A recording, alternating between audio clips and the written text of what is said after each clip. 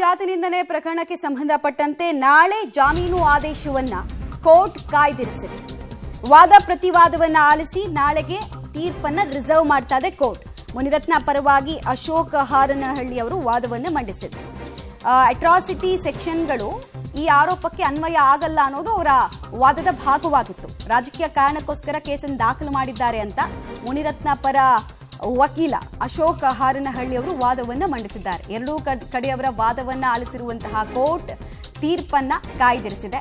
ನಾಳೆ ಮುನಿರತ್ನ ಅವರ ಜಾಮೀನು ಭವಿಷ್ಯ ಏನು ಅನ್ನೋದು ಗೊತ್ತಾಗ್ಬಿಡುತ್ತೆ. ಅಟ್ರಾಸಿಟಿ ಸೆಕ್ಷನ್ಗಳನ್ನ ಅಟ್ರಾಕ್ಟ್ ಮಾಡುತ್ತಾ ಹೇಗಿರುವಂತಹ ಆರೋಪ, ಜೊತೆಗೆ ಯಾವ್ಯಾವ ಸಾಕ್ಷಿಗಳನ್ನ ಯಾವ್ಯಾವ ರೀತಿ ಕೋರ್ಟ್ ನೋಡುತ್ತೆ, ಡಿಸ್ಕ್ರಿಷನ್ ಆಫ್ ಕೇಸ್ ಹೆಂಗೆ ಅನ್ನೋದನ್ನ ಕೋರ್ಟ್ ನೋಡುತ್ತೆ. ಸದ್ಯಕ್ಕಂತೂ ತೀರ್ಪನ್ನ ರಿಸರ್ವ್ ಮಾಡಿರೋದ್ರಿಂದ ಏನಾಗುತ್ತೆ ಮುನಿರತ್ನ ಅವರ ಭವಿಷ್ಯ ಅನ್ನೋದು ಕುತೂಹಲ.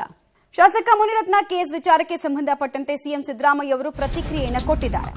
ಯಾವುದೇ ದ್ವೇಷದ ರಾಜಕೀಯವನ್ನ ಈ ವಿಚಾರದಲ್ಲಿ ಮಾಡಿಲ್ಲ ನಾವು. ಶಾಸಕ ಚೆನ್ನಾರೆಡ್ಡಿ ಕೇಸ್ಗೂ ಮುನಿರತ್ನ ಕೇಸ್ಗೂ ಹೋಲಿಕೆಯನ್ನು ಮಾಡಬೇಡಿ. ಚೆನ್ನಾರೆಡ್ಡಿ ಮಾಡಿರುವಂತಹ ಆಡಿಯೋ ಏನಾದ್ರೂ ಇದೆಯಾ, ಅವ್ರು ಮಾತಾಡಿರುವಂತಹ ಆಡಿಯೋ ಏನಾದ್ರೂ ಇದೆಯಾ?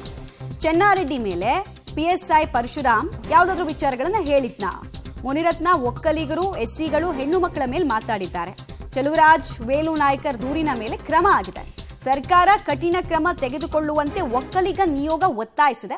ಕಾನೂನು ಪ್ರಕಾರ ಕ್ರಮ ಕೈಗೊಳ್ಳುವುದಕ್ಕೆ ನಾವು ಸೂಚನೆಯನ್ನು ಕೊಟ್ಟಿದ್ದೀವಿ ಅಂತ ಹೇಳಿದರು. ಈ ಎಫ್ಎಸ್ಎಲ್ ರಿಪೋರ್ಟ್ಗೆ ಎಫ್ಎಸ್ಎಲ್ ಕಳಿಸಿದ್ದೀವಿ.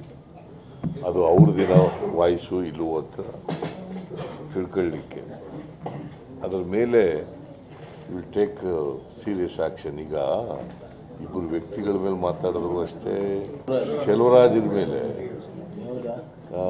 ಎಕ್ಸ್ಟಾರ್ಷನ್ ಮಾತುಗಳನ್ನು ಆಡಿದ್ದಾರೆ ಅಲ್ವಾ.